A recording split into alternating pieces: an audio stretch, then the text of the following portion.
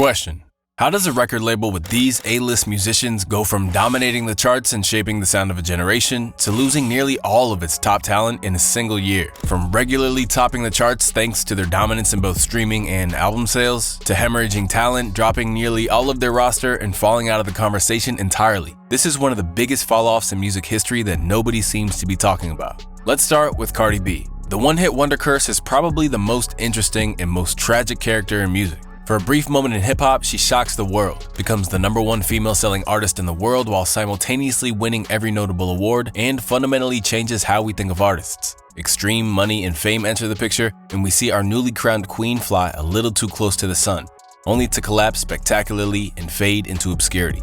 That's the life of a one-hit wonder. None of this applies to Cardi B. Boasting 13 platinum songs on her very first album, Invasion of Privacy, Cardi B stands out because in just a few years, she went from being a love and hip-hop contestant to one of the most successful female rappers in the history of music ever. At her very first Grammy Awards, she won Best Rap Album for Invasion of Privacy, beating Travis Scott's Astroworld, Mac Miller's Swimming, and Nipsey Hussle's Victory Lap, notably something that Nicki Minaj has never won, fueling industry debates about Cardi's rapid industry push. Yet since 2018, Cardi hasn't released a sophomore album. And while she's dropped a handful of #1 hit singles since, none of them have built sustainable hype for an album rollout.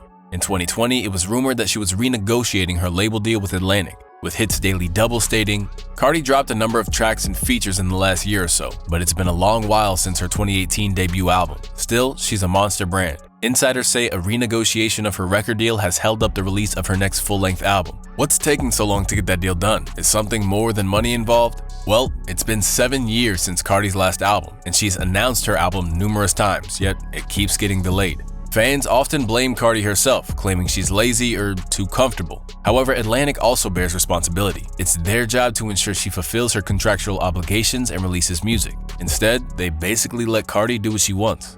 It seems that Cardi B was Atlantic's golden ticket, an artist who successfully challenged Nicki Minaj's reign while ushering in an entirely new wave of female rap. But after securing their big win, it seems Atlantic failed to figure out how to capitalize on her long term. Now, the label is practically begging her to release new music. Here we see clearly that under Atlantic's mismanagement or lack of direction, they may have played a major role in her prolonged absence from rap.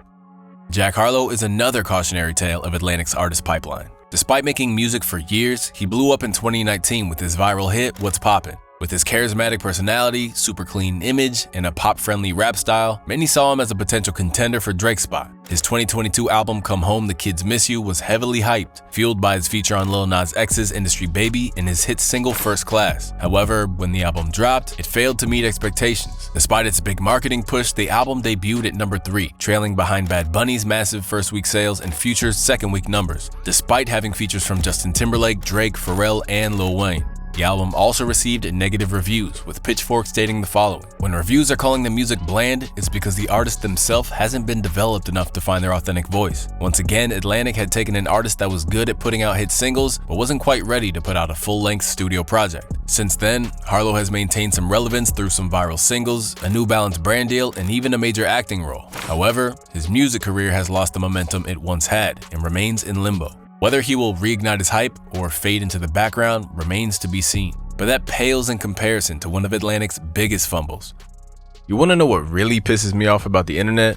Data leaks. Have you ever Googled your name and found yourself on one of those websites that has a little too much information on you? Feels pretty strange. If you've ever wondered how scammers get your phone number or why your inbox is filled with spam, this is why. There are data broker companies that solely exist to sell your information without your consent, and they make billions off of it. And while they're legally required to remove your information if they're asked, they purposefully make this process as difficult and confusing as possible. That's why I use Aura, today's sponsor. Aura keeps me safe online by identifying data brokers that are using my information and sends opt-out requests on my behalf. And while you may already have a digital security tool, Aura is so much more. Aura will alert you if your personal information is found on the dark web, give you real-time fraud alerts with 24/7 monitoring, and even provide access to a VPN, antivirus, password manager, and more. Plus, if the worst does happen, they'll give you up to $5 million in identity theft insurance, should the worst case scenario come to pass. You can go to my link, aura.com/HipHopMadness, to try 14 days for free. And in those 2 weeks, you'll discover where your information is being exposed and sold. To put it simply, I'm not taking any chances with my data anymore. And honestly, neither should you.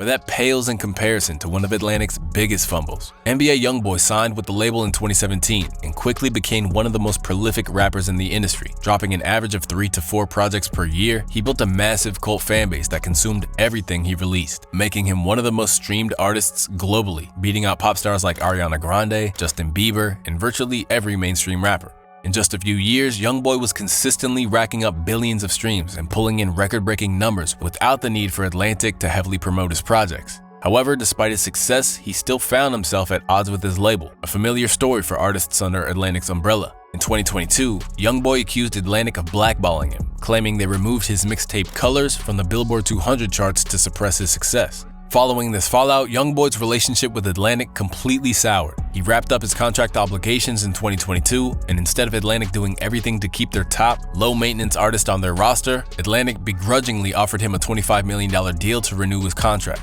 However, he turned it down, making it clear that he no longer wanted to be associated with the label, while allegedly going on to pick up a bigger bag from Motown Records. Since parting ways with Atlantic, YoungBoy's career has taken a noticeable hit. His final release under the label, Lost Files, failed to even crack the top 30 on the Billboard 200, selling just 18,000 units in its first week. Meanwhile, Atlantic still owns the rights to all of YoungBoy's biggest hits, including his collaborations with Juice WRLD, meaning that even though he walked away, they still profit off his past success. As part of his exit negotiations, YoungBoy even tried to buy back the rights to his masters, offering 4 free albums in exchange. However, Atlantic refused the deal and opted to hold on to the ownership of his catalog, meaning all they have to do is sit back and collect checks while YoungBoy struggles to regain momentum under a new deal. NBA YoungBoy was one of Atlantic's most successful artists, yet even he couldn't escape the label's profit-driven tactics. They squeezed every bit of value out of his work, refused to give any real ownership over his catalog even after he recouped, and once he was done fulfilling his contract, they let him walk, while still making money off of him indefinitely. Now, we could probably go on for days reeling off examples of why Atlantic is always at the center of this discussion whenever a rapper on its roster faces issues with creative output, project delays, or underwhelming releases, but it actually goes much deeper than this. In 2020, streaming platforms like Spotify and Apple Music were experiencing a boom, and the pandemic had reignited global interest in music consumption like never before. Sensing an opportunity, Warner Music Group, Atlantic's parent company, decided to go public to capitalize on the music industry's newfound profitability through streaming. And as DJ Academics explains, anything after 2020, we start looking at Atlantic get rid of everybody. Everybody's going. They're allowing people to take their artists. Now, from what I heard, is that needed to happen for about 3 quarters. They said if Atlantic was turning a profit for investors, they promised the executives, I heard, up to like damn near $100 million in bonuses. Why? The executives were going to get their pockets lined by the company, the overall company going public, by them keep bringing a profit in. When WMG's IPO launched at $25 per share with 77 million shares available, the company was suddenly valued at nearly $12.75 billion. Major financial institutions like Morgan Stanley and Goldman Sachs underwrote the deal, signaling a major shift. WMG was no longer a private company, but a publicly traded company, and was accountable to investors rather than just artists. This fundamentally reshaped the label's operations. With shareholders demanding consistent profits, Atlantic's strategy shifted from fostering artistic growth to financial optimization. As a result, Warner went on an aggressive acquisition spree. Just months after going public, WMG acquired IMGN Media, a company that basically owns sections of the internet meme culture through notable Instagram pages, for a staggering $85 million.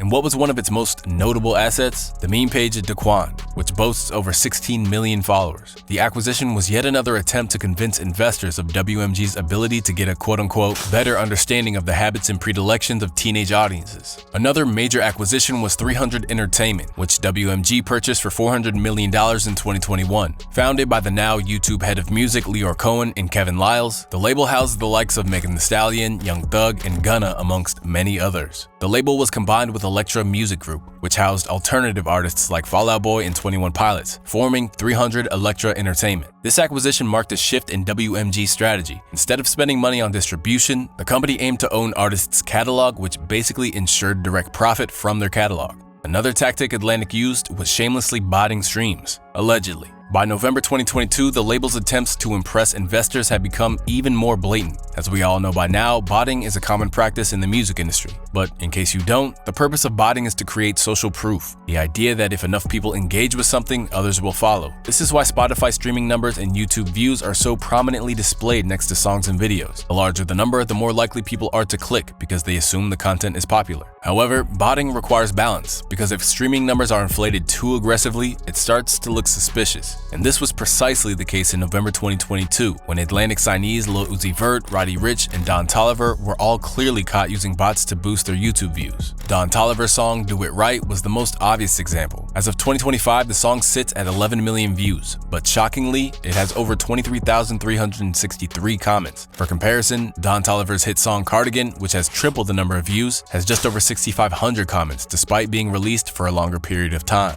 A quick scroll through the comments revealed hundreds of bot-generated responses consisting of singular characters, further fueling suspicions, and the proportions were completely off, leading many to believe that bots were at play. In 2024, the music industry began to slump. Spotify's growth had flatlined, with few remaining markets left to dominate. This stagnation had ripple effects across the entire industry, leading to a mass of layoffs, particularly at WMG. In early 2024, Warner Music Group announced plans to lay off 10% of its workforce, a move that included major executives disguised as quote-unquote dynamic restructuring. The company simply did not have the financial resources to continue paying high salaries. Among those affected was Julie Greenwald, who had served as CEO of Atlantic for over 15 years, and Kevin Liles, who stepped down from his position at 300. With investors pulling out of major labels and a power shift occurring across the industry, many legendary music executives left their roles, signaling a major transition in leadership.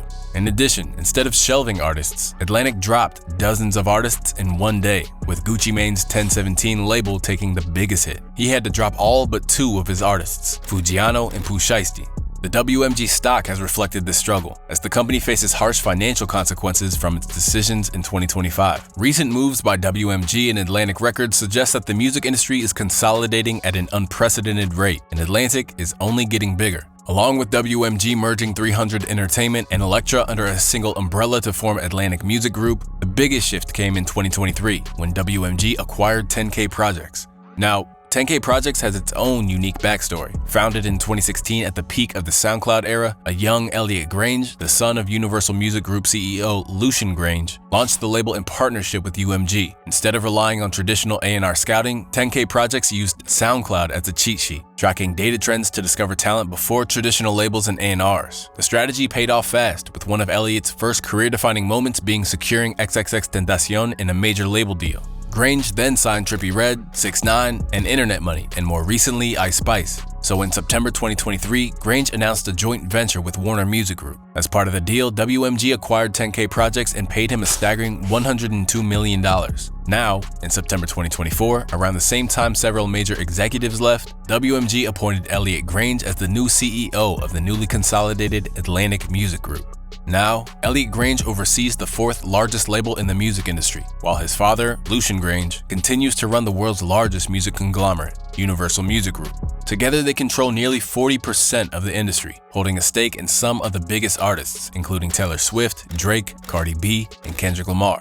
After sweeping layoffs and a ruthless roster purge, Atlantic has cleared the board, setting the stage to either rebuild or self-destruct. And now, all eyes are on Elliot. Will he champion artists the way he did at 10K Projects? Or will Atlantic fall back into the cutthroat politics and short-sighted deals that got them there in the first place? Whatever happens next won't just define the label. It could reshape the entire industry.